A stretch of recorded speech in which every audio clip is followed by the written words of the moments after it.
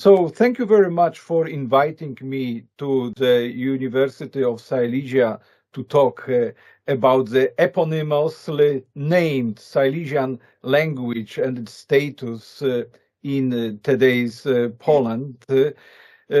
Some of you probably know that I'm a graduate of the University of Silesia. I attended the university in the latter half of the 1980s, and at that time the Silesian language, you could hear it commonly spoken among students and the technical staff of the university, and in the dormitories. There were funny stories, obviously, connected to this language, because the Department of English, the Institute of English, which I attended, was and still is, as far as I know, located in Sosnowiec. So there is this old historical political boundary between Upper Silesia and this region, which until 1915 belonged to Russia. And there are obviously kind of funny situations when people act upon the act of speaking a bit differently, which leads to this kind of, be it tensions which are hostile, or tensions which are anecdotal and humoristic.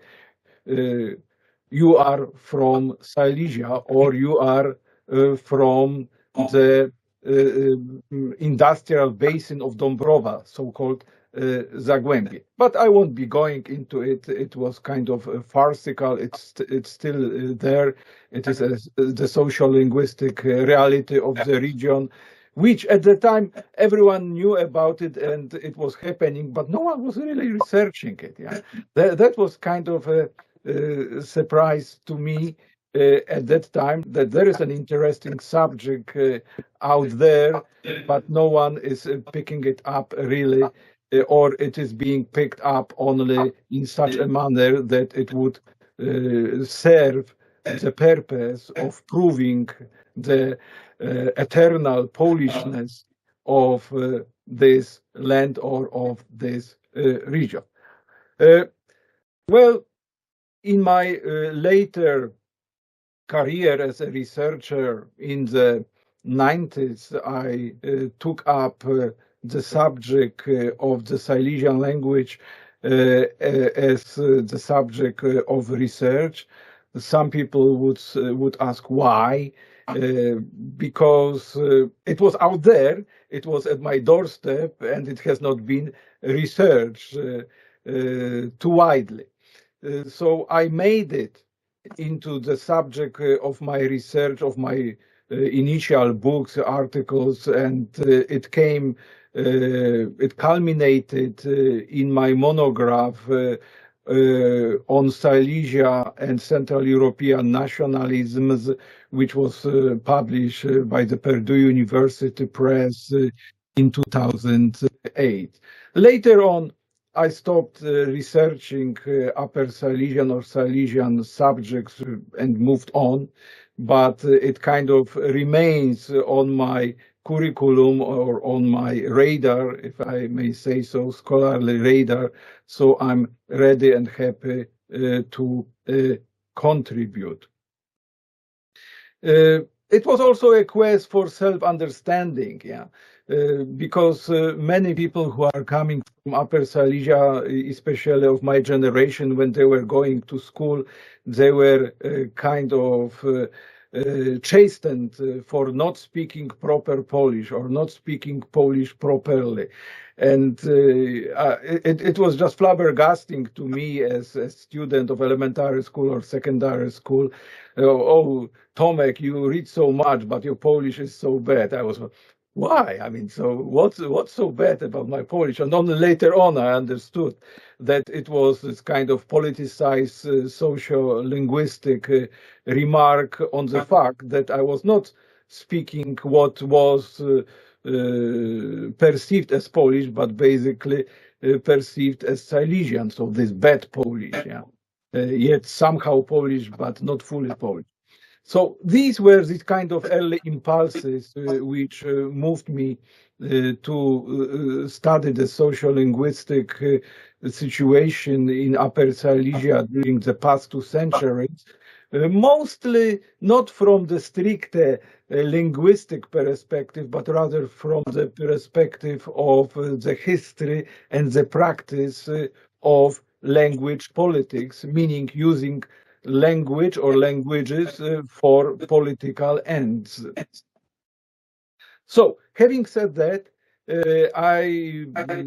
my talk, as I was told, should not be longer than 40 minutes, so I will try to keep to the format. So, whoever is interested on the basis of my talk may ask me questions for further explanation. My talk is devoted, as I was requested by the organizers, to the politics and the status of the Silesian language nowadays in democratic Poland, in post-communist Poland, which became a democracy after the fall of communism in 1989, and this fall of communism was the hallmark and the promise of a new opening, which would allow for the inclusion of all the citizens living on the territory of the Polish nation state, irrespective of their religion, irrespective of their language, ethnicity, you name it, as the Polish constitution, now a present Polish constitution, provides. And the Polish constitution was promulgated in 1997, and it gives a complete civic definition of the Polish nation as all the citizens of the Republic of Poland. So, in light of this constitution and the definition of the Polish nation as adopted by in the 1997 constitution, there should be no problem regarding the use of any language, let alone the use of the Silesian language, which is a traditional language, traditional to the territory of what today is the Polish nation state. Yet it was not to be. Although the constitution which sets out the political framework of the post-communist Poland is couched in the terms of what you could name as civic nationalism, the reality of Polish politics is deeply steeped in ethnic or ethno-linguistic nationalism.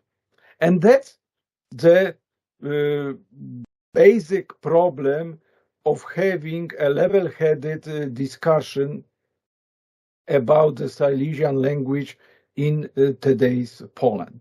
So let us turn to the question of the definition of what ethno-linguistic nationalism is. Some people call it linguistic nationalism or language nationalism. So basically, it is this kind of nationalism which was developed at the beginning of the 19th century in the course of the Napoleonic Wars, which destroyed the Holy Roman Empire. And when the Holy Roman Empire was dissolved in 1806, there was no state which would allow for creating the German nation as the French nation was created in 1792, if I'm not mistaken, when the Declaration of the Rights of Man and Citizen was adopted in the wake of the French Revolution, and it provided that all the inhabitants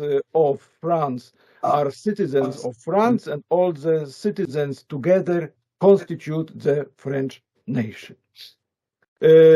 Nationalism as a political force able to gather large draft armies proved very effective. So these people in the Holy Roman Empire or defunct Holy Roman Empire who wanted to oppose French nationalism, they out of sudden didn't have a state whose inhabitants could be declared as citizens, and such a state and such group of citizens could be declared to be a German nation.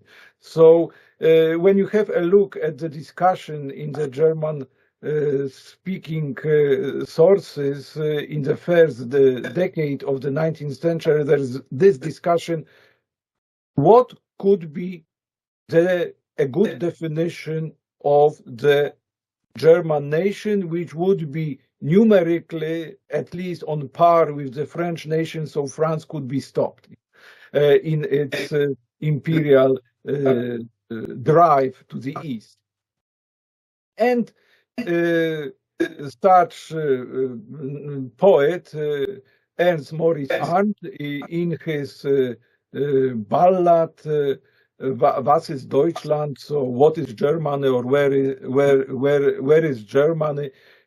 He gave an answer and a definition of what nowadays we see as ethno-linguistic nationalism. Basically, he said, Germany is there where the German language is being used, or clings, as the poem says. And this understanding of nationalism was adopted popularly across Central Europe, especially in the wake of the 1848 revolution. So there are plethora of such ditties, be it in Polish, be it in Czech, be it in Croatian. Where is the Polish nation where the Polish language clings? Where is the Czech nation where the Czech language clings? And still, it is believed until today that languages can be used for destroying countries. Okay, they can be used for destroying countries, as it is now proved with this imperial policy of Russia, saying that wherever Russian language is being spoken, there is Russia. Yeah? Okay, so it can be used, but the decision belongs to the people. Yeah? The decision belongs to the people, and out of sudden, when the question of recognizing the Silesian language as really existing in the social-linguistic terms arose in the early 90s, there was this strong reaction. There cannot be any recognition of the Silesian language, first of all, because it does not exist and it is a dialect of Polish. And second of all, such a recognition would be a political impossibility, because it would ensure the breakup, a future breakup of the Polish nation state. Okay, if people believe in ethno-linguistic nationalism and act upon it, so be it. Yeah? Yet. All this thinking and all this discussion is in breach of the current Polish constitution, or at least maybe not in breach, but going against the grain of the Polish constitution, which says there are that all the citizens of the Republic of Poland are members of the Polish nation. So I would say this so-called political argument for not recognizing the Silesian language as a language in today's Poland, they stem from the, first of all, misunderstanding or avoidance of the Polish constitution as it is now, and this clinging to the ethno-linguistic understanding of the Polish nation. Now, let's leave for a while ethno-linguistic nationalism, and let's turn to this dichotomy, this conceptual dichotomy between language and dialect. Yeah? Many scholars say that, scientifically speaking, Silesian is a dialect and Polish is a language. Yeah? obviously, there is no quote-unquote scientific basis for it, because scientific, this adjective in English refers to natural sciences. So we can scientifically weigh the table at which you are sitting, or we can scientifically measure it, but you cannot scientifically measure a nation or a language, or let alone weigh. We are talking about not the material reality, but the social reality, which is the subject of research for the social sciences and humanities. So obviously we can adopt some definitions for distinguishing between dialects and languages, yet these definitions, they are not measuring the linguistic reality, they are measuring the social reality of power relations. Yeah?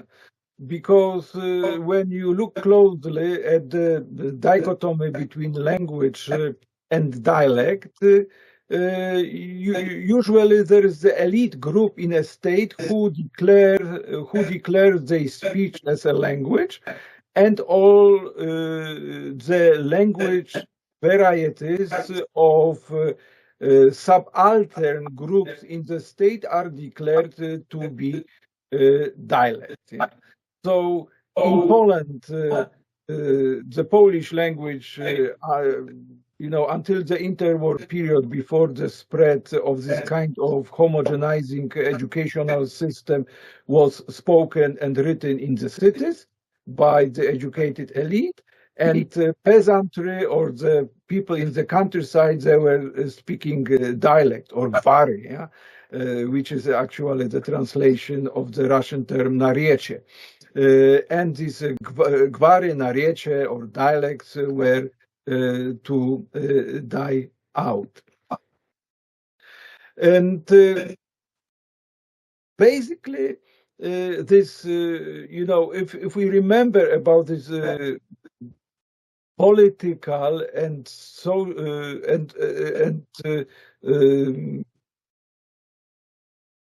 political meaning of this dichotomy, language versus dialect, I won't be going about the origin of it. The origin of it goes back the distinction between language and dialect to the 16th century, and there was this kind of discourse about the dialect of the Greek language, but obviously we don't have time to cover it.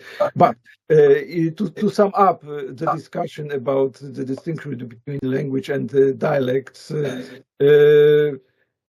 there was the discussion didn't occur in quote unquote Christian Europe until the 16th, 17th century, because there was just one language before the 16th century. It was Latin. Yeah, if you wanted to write or do recordings, you had to do it in Latin, and everyone had to learn Latin. And after the 16th century, the problem of vernaculars appeared. So languages spoken by the majority of the population, and the question how to organize it in the written form.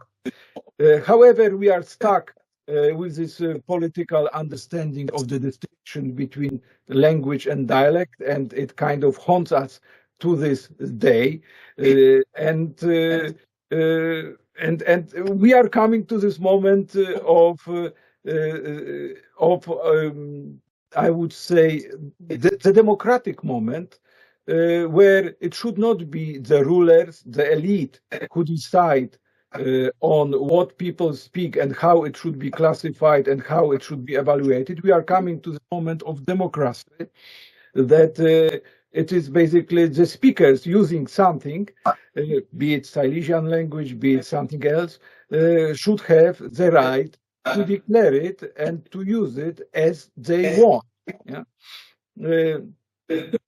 And in a country based, in a state based and steeped in civic nationality, it should not be a problem. Okay, an example.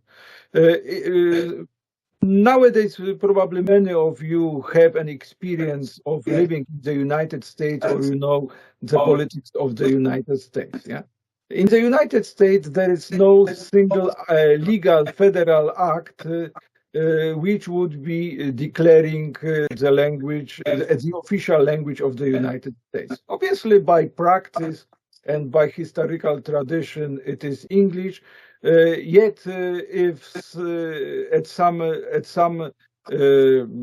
some county or in some parish or in some state of the United States, they want to use a different language, there is no problem. Yeah. So, if you open a shop or start a school in the United States, and if you target your own ethnic group, be it Polish, be it Korean, be it Chinese, be it Silesian, yeah, no one requires you to go to the registry and request the right to use a certain alphabet, a certain script, a certain language. You just do it, yeah. And it also extends to you know, all kinds of administrative procedures in the United States. If there is some group of people who do not understand English and they are citizens of the United States, they have the right to participate, for instance, in elections. So I saw ballots for state elections or for tax returns in Polish, in Korean, in the United States. Yeah. So language is not politicized. Obviously, in general, because there are some cases like the border with Mexico, where, for instance, the state of Arizona declared English to be the official state of Arizona. But these are exceptions so far. I would say, but in Poland, such a civic approach to language would be an exception. So far, it is not happening. Now, what is the state of the actual recognition of the status of the Silesian language? Obviously, in Poland, it's not recognized. As you know, the discussion is still going on, and the authorities prefer not to notice the existence of the Silesian language and the users of the Silesian language. Yet, there is an instrument for easy recognition of the Silesian language should the Polish parliament decides so. Poland signed the Council of Europe's European Charter for regional or minority languages. Yet, under this charter, a given party to this legal instrument chooses what it recognizes or not. Yeah. So the Polish state chose to recognize the Kashubian language in 2005 as a regional language through an internal parliamentary act and also under this charter. Yet the Polish state, despite, if I'm not mistaken, 5 bills introduced to the Polish parliament, all the bills got rejected. There was not even a sensitive discussion on the recognition of the Silesian language. Having said that, there is the problem, a big kind of hot potato for the Polish government and administration in the form of the censuses. In the post-communist censuses, each of the 3 post-communist censuses has registered, has asked the population living on the territory of Poland about the language of everyday use. And an unintended consequence of it is the fact that the largest number of people speaking a non-Polish language who declared Silesian language as the language of everyday communication. And it is a hot potato, yeah, because you have the results.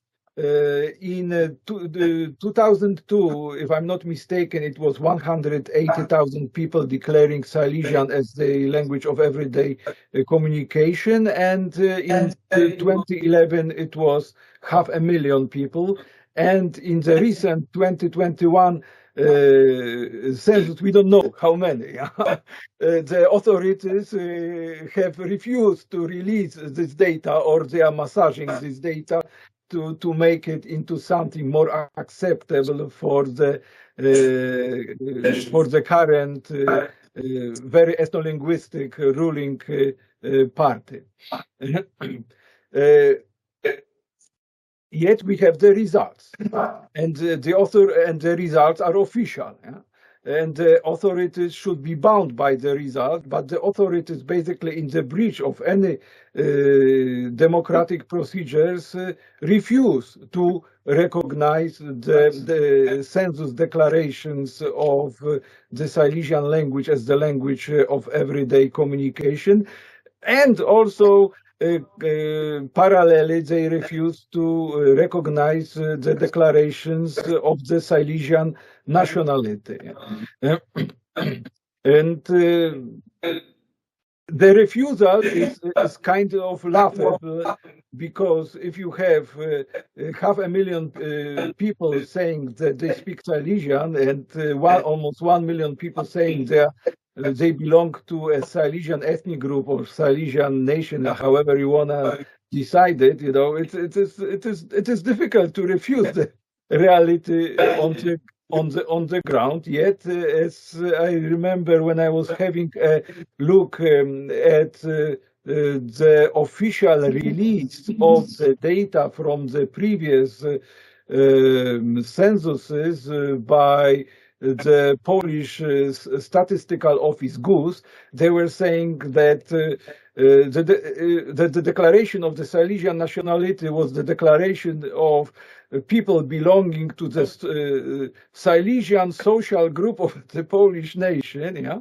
and the declaration of the Silesian language as a language of everyday use was the declaration of speaking Silesian dialect. People didn't declare dialect, and people didn't declare the fact of belonging to the Silesian social group of the Polish nation. So it is blatant massaging of reality in reply to the demands of the authorities that be. And it's not democratic, I would say, and it's actually the sign that Polish democracy used to and still is lacking. However, Poland is not the whole world, which is always hopeful for people who are doing research on these issues like myself. So I was not able to continue with this research in Poland, so I can continue elsewhere in the world, in the European Union, for instance. This outside world is obviously the world of researchers who are not emotionally wed to Polish ethno-linguistic nationalism, and when it comes users of Silesian, be it in Poland, and researchers of Silesian, be it in Poland and outside Poland, they can use some new development of the past 20 years, cyberspace, the internet. Yeah. The internet is not successfully yet, at least, controlled by state, although geolocation is becoming a norm. And cyberspace is using certain formal systems of recognition of such entities as states, regions, and languages. And the standard for language recognition, ISO 639, which was developed in the 60s when there was already a mass of printed information in around 200 languages. So it was just invented for bibliographical reasons and was run first by an office, Infoterm, in Vienna, and then by the Library of Congress in the United States. There was application submitted in 2006.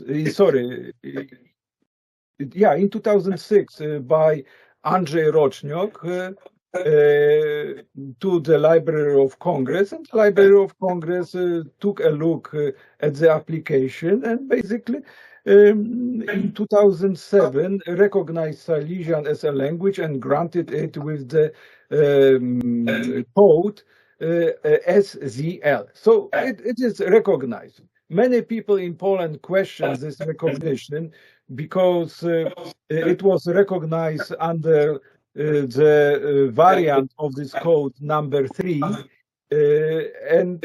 but it is valid. Many languages are recognized under this variant, and yet many critics of this recognition were saying in Poland, no, that it was not the Library of Congress which recognized.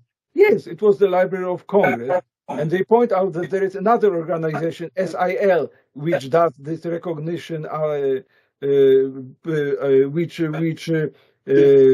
proceeds with the recognition of languages under the code ISO, under the standard ISO 693-3, if I may say so, because in 2008, the recognizing authority was passed to this organization from the Library of Congress. Yeah, but just for the sake of clarity, it was the Library of Congress as the recognizing authority of the standard which recognized Silesian as a language.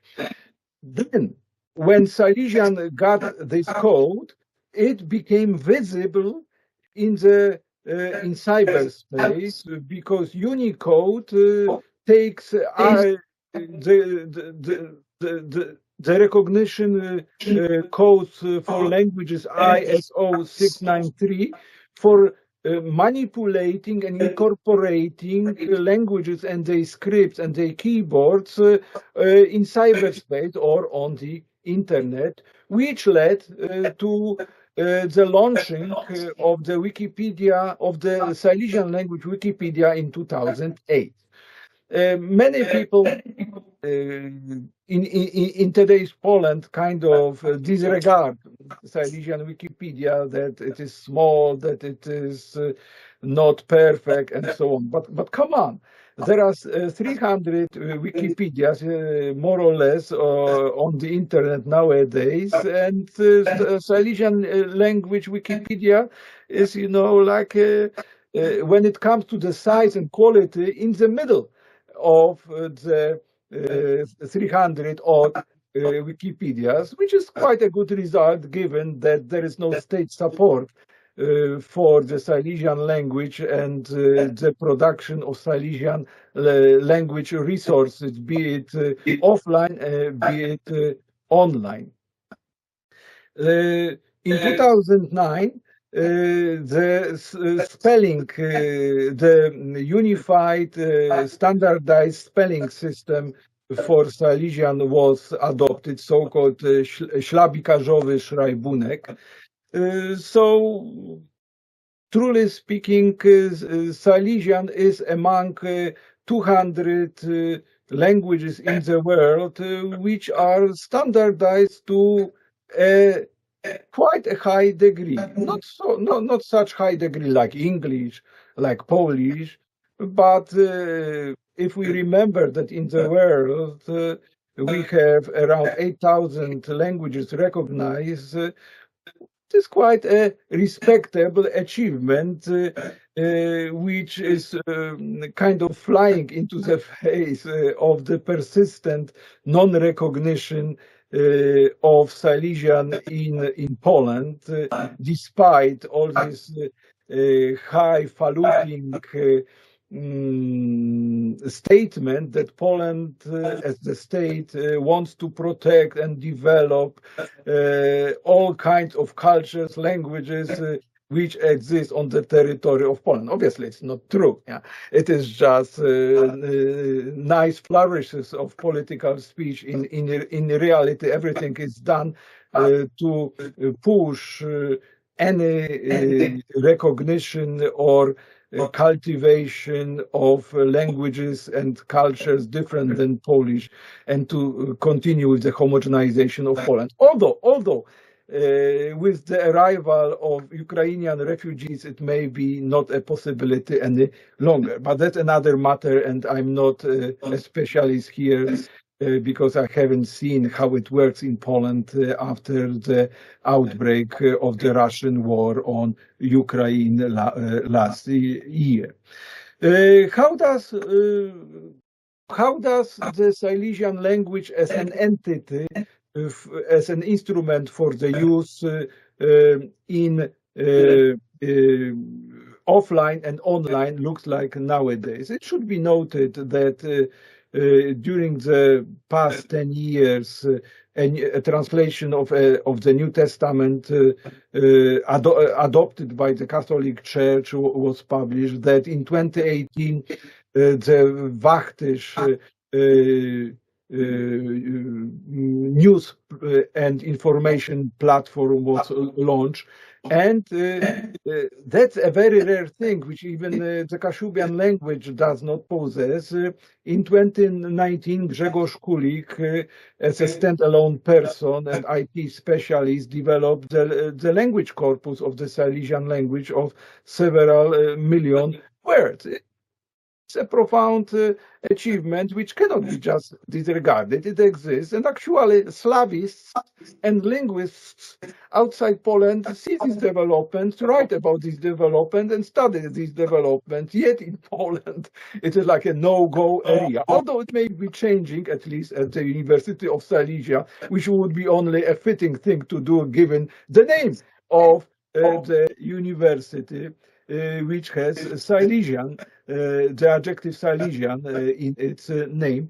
Having said that, it is also important to mention the production of books in Silesian, which reached the level high in comparison with Polish language books, but 10 books per year have been published during the past 20 years, and more or less 150 book titles in standard Silesian spelling has been published so far. This trend was started in 2009 by Andrzej Roczniok's publishing house Śląskoznawcze Oficyna, and after it went defunct some 5 years ago, now the tradition is continued by Peter Długosz, very professional publishing house, Silesia Progress. So that's the situation now. There is the recognition of Silesian online, in cyberspace, abroad. There is no discussion that Silesian as an entity, be it in the form of book production, be it in the form of a language used by people for everyday communication. Abroad, there is no doubt that it exists.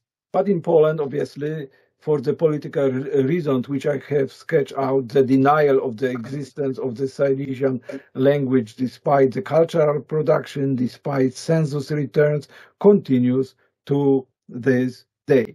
So more or less, I have covered the topics which I wanted to cover. Maybe the very last thing which I want to mention is that that this non-recognition in Poland of the Silesian language and the Silesian nation or ethnic group, it's not just neutrality. It is from time to time passing into the territory of negativity.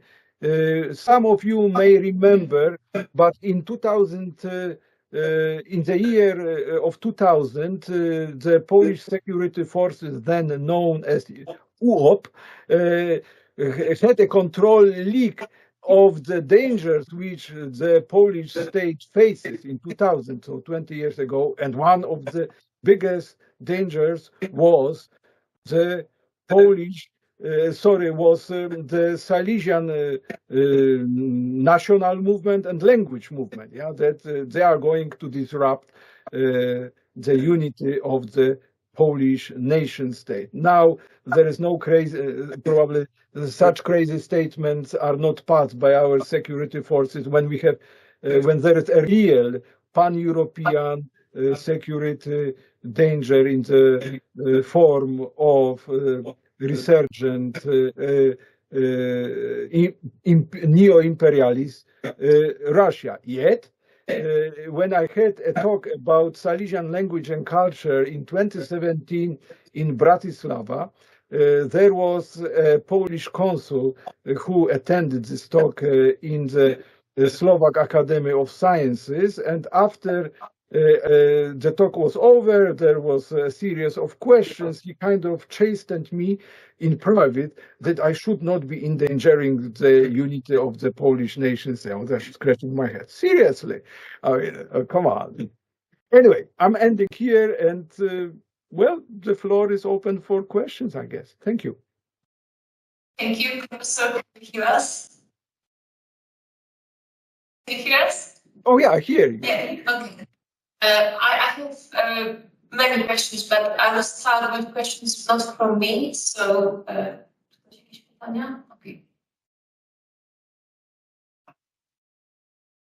Thank you very much for inspiring talk. And I've got one question, exactly one issue. We've comparing Polish to Silesia.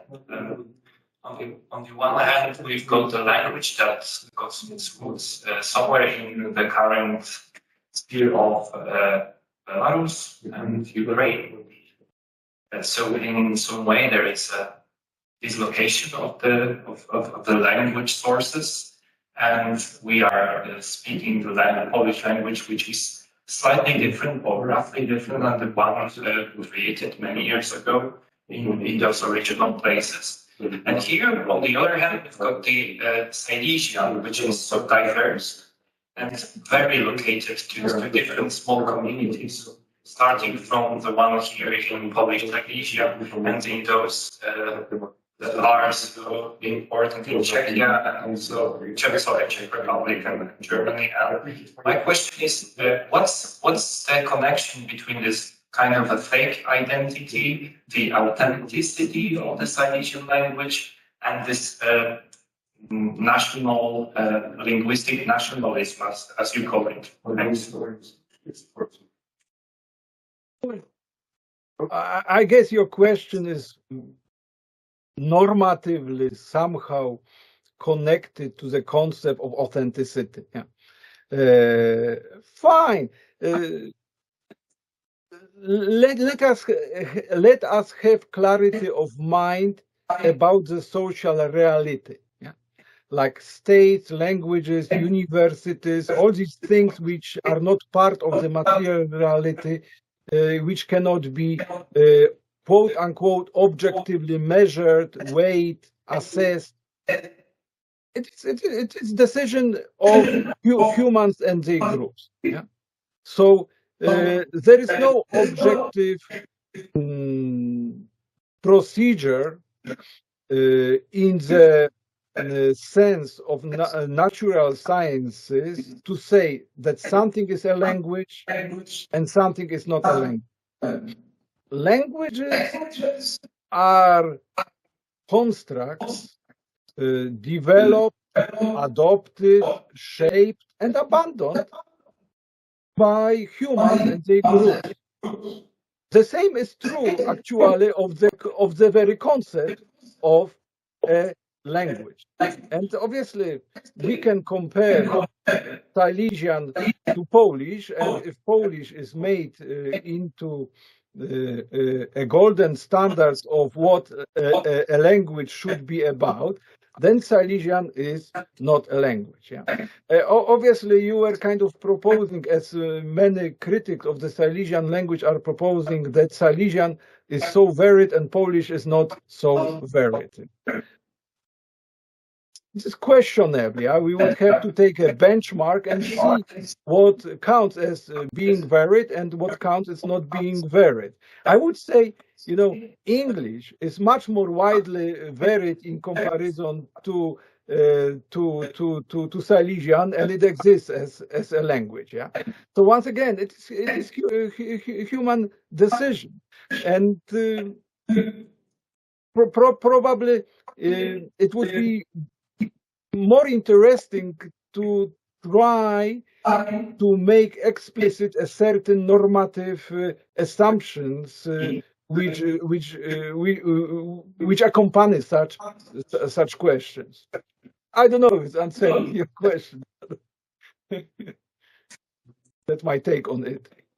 So, truly speaking, if you are more interested in these issues, recently I published a book, Politics and the Slavic Languages. Yeah, so I on a variety of cases drawn from various Slavic languages, I'm actually focusing on such normativities and the uses and abuses of them.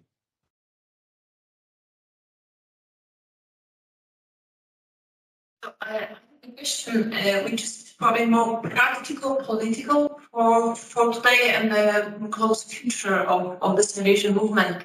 So, in your opinion, it will be more beneficial for Silesians as a group and Silesian language to fight now for recognition of ethnic minority in accordance with the Act on National Ethnic Minorities and Regional Language, or to continue to struggle for recognition of Silesian language as regional language? Well, truly speaking, both routes are hopeless in Poland as it is now, yeah? Because there is the Law and Justice Party ruling, which is completely ethno-linguistic, which is pro-authoritarian, and Poland should be ethno-linguistically homogeneous and no aliens, no foreigners, no ethnic people who are not ethnic Poles should not be allowed into Poland. Okay. Many people in today's Poland have a hope if there is another parliamentary elections, it may change. I fear it won't change because prior to the current ruling party, there were so-called democratic parties in power, and they have exactly the same attitude to the Silesian aspirations. Yet, however imperfect, Poland still is a democratic country. Yeah? So far, I haven't seen anyone prohibiting publishing books, newspapers in the Silesian language. I would say it would be much better to produce more material, be it online, be it printed, be it audio, in the Silesian language for consumption. Because if people continue using the language, continue reading in it, continue creating in it, they will be kind of emphasizing the existence and enjoying the existence, yeah, irrespective of the state, which in this respect is pretty oppressive against the population on the ground. Obviously, some pro-democratic parties, which in the coming parliamentary elections will try to unseat the Law and Justice Party from power, they may want to count on votes of people who feel themselves Silesians, and let's say 1 million votes, or excluding children, at least, I don't know, 700,000 votes. It's quite a lot. So there is this moment when the Silesians, if they can channel their voice through some organizations in a manner which will be heard by the powers that be, they can demand something. For instance, they can demand the recognition of Silesian as a regional language. So out of sudden, all these activists, writers, translators into and from Silesian at least could count on some grants from the state for supporting the cultural activity and social activity, which should be given to them because they are obviously also Polish citizens and they pay their taxes dutifully to the Polish budget, and the Polish budget in a very discriminatory manner exclude them from such grant schemes and possibilities. So one follow-up question. Why do you believe recognition as an usual legal act, but also political act, is so important for groups which are minorities in the country? Because in many times I was asking myself when I was researching that I feel why recognition is so important. For example, for Silesians, but not only. But are there some factors which you believe the most important in this drive for recognition? Look, it is important because of the rules of the political game, quote unquote, which obtains in Central Europe after the First World War. Yeah? Let's put it like this. In the United States, there are no legal regulations about the use of official language in schools, in administration, so people can use languages which they want. So Koreans and Poles in the United States, they are not going to the federal government, oh, you have to recognize us as a Polish minority or as a Korean minority, because the concept of an ethno-national minority does not exist in the legal system of the United States, and this concept exists only in Europe, in Central Europe, more or less from France to the borders of today's Russia. Why?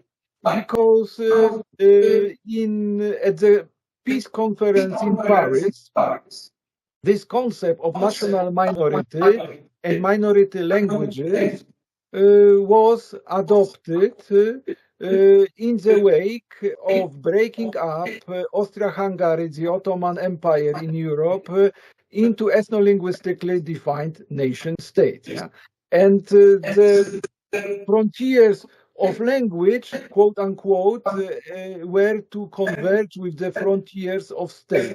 Actually, Leon Dominian, who was a consul of Ottoman Armenian origin in the diplomatic service of the United States, wrote such a book, Frontiers of Language and Frontiers of State, which was used by the inquiry, meaning the group of specialists and scholars in the team of US President Woodrow Wilson for reshaping Central Europe in line with these ideas of ethno-linguistic nationalism.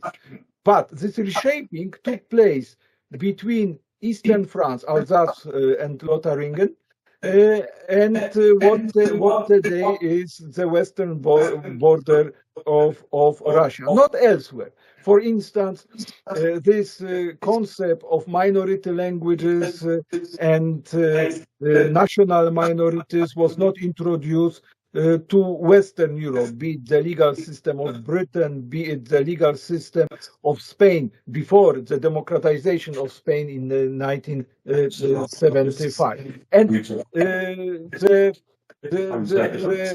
the concept of minority languages and national minorities is basically unknown in the legal systems outside Europe.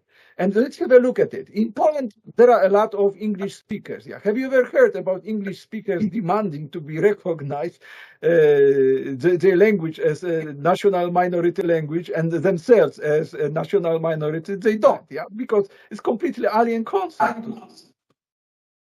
True.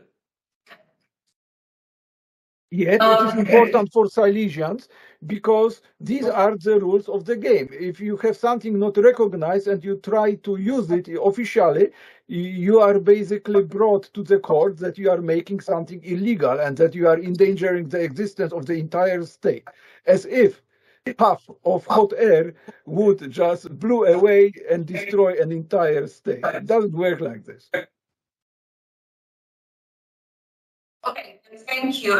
One more question connected a bit to it. I'm wondering whether it would be possible for Polish nation state to redefine its nationalism from ethnic radical nationalism to more political and more open nationalism. Whether it is even possible to actually think about Poland, which is different than it has been for the last 3 decades? It's easy to answer. You've asked such a question, so it is possible, yeah, because you can think it up like this, yeah. Other people can also think it up like that, so it is possible, obviously, and actually that is how it should be according to the Polish constitution, which was promulgated in 1997. So truly speaking, if we follow the Polish constitution of 1997, we shouldn't have any problems, yeah? The problem is that we got a very good constitution, but we chose not to observe it. And the problem of democracy in Poland, because if you have a constitution and you have excelled at not observing many aspects and many provisions of it during the past quarter of a century, it opens the space for the entry of authoritarian tendencies, which we observe nowadays in Poland. Yeah, because if you do not need to observe the constitution, if the nation, as Colonel Morawiecki propounded before his death, is above the law, so you know. Then the dictator has the right to decide what is legal, what is not legal. Very sad that the politicians didn't stay before it happened, actually, because it is happening now. But it's true that with Silesian struggle to be recognized, we could observe it for a long time before it actually came to us. So one more, probably rather theoretical question. For last, I would say, 5 years, we can observe emergence of papers in scholarly journals that actually analyze the movement in Upper Silesia as a nation-building process. On the other hand, we have a bit older literature like yours, including yours, which rather classifies Upper Silesians or Silesians as a national group. So I'm thinking whether these two classifications are actually can be theoretically used together, or they are actually two so separate that they are. It is not possible to use them together in explaining how the political situation in Upper Silesia is evolving.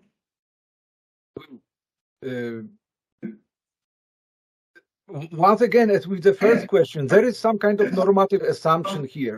Who would be using these two groups together and for what purposes?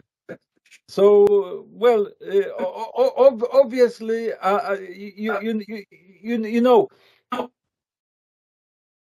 as ethno-linguistically speaking or social-linguistically speaking, Silesians, as people having a bit different culture, customs than the rest of Poland, than the rest of the Czech Republic, than the rest of Germany, speaking their own language, which was a bit different from Polish, from Czech, and the population until recently was strongly connected to German culture, because prior to 1945, practically everyone in Upper Silesia was literate in German.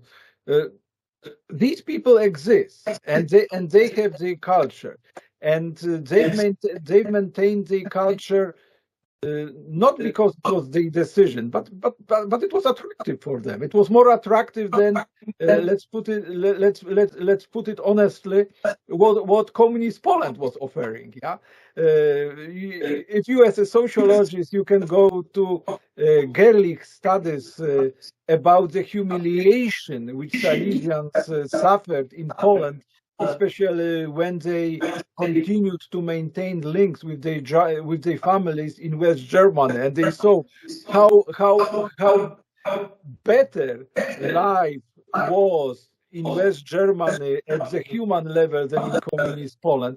So basically, this difference has continued, has been maintained. Interestingly, in Germany, this difference was maintained for a generation or two and then disappears. Yeah? There is just a memory. But in Poland, it continues, because Poland still is not very welcoming place for Silesians, because of all the things we just discussed today. So there is this group of people, and there is discontent. Yeah. Fortunately, this discontent is not so huge enough to be channeled into some radical movements, which is great. Yeah, because I wouldn't like to have any radical movement arising and kind of endangering lives of people. Although you see, once again, coming back to the Polish security police, I remember it was in 2015 or in 2016, there was this strange initiative which got registered by the court in the form of an organization of the Śląski Ruch separatystyczny, the Silesian separatist movement, and they got they got registered by the court without any problem. So obviously it was a provocation by the Polish security forces, but I didn't see any people kind of becoming members of it. And actually they approached me. There was some Mr. Kot who was the leader of it, completely unknown. Then he disappeared. Yeah, so obviously it was provocation, and it didn't work.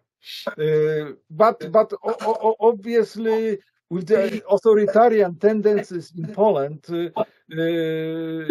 usually authoritarian tendencies, when they are maintained in a semi-democratic country for a prolonged period of time, they lead to radicalization, and it may be a reality. Okay, now you were asking about this movement for building national movement, trying to build a Silesian as a nation, as a project. I cannot see such a movement. I mean, there is this Ruch Autonomii Śląska, so the movement for the autonomy of Silesia. So it is basically a movement within the framework of the democratic system in Poland and in Europe, probably similar to some autonomous movements like in Alto Adige, South Tyrol, or like the Galician autonomous movement in today's Spain.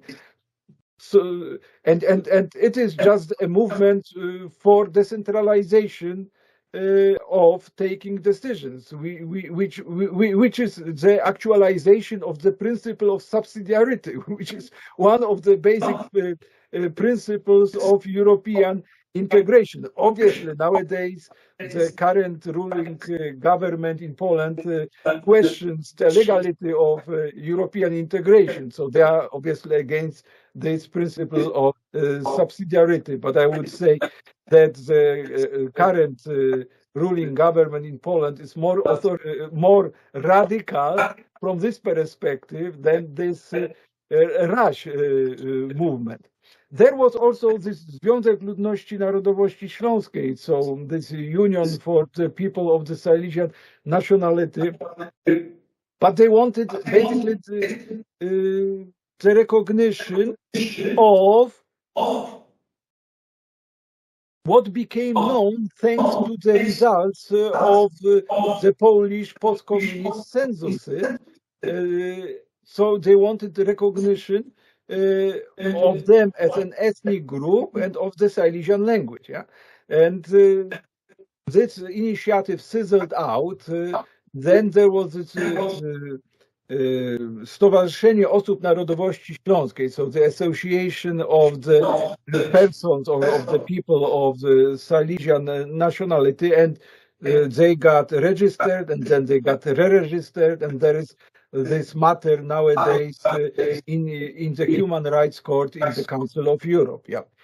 So and the people who were the activists who created these organizations, were running them. Nowadays, they turned into cultural entrepreneurs, into publishers, into writers, into software developers, which is much more creative than, you know, banging your head against the wall of Polish ethno-linguistic nationalism and authoritarian tendencies. O badaniu, o uznaniu Stowarzyszenia Narodowości Śląskiej, który prowadzi adwokat po sukcesem, czy nie?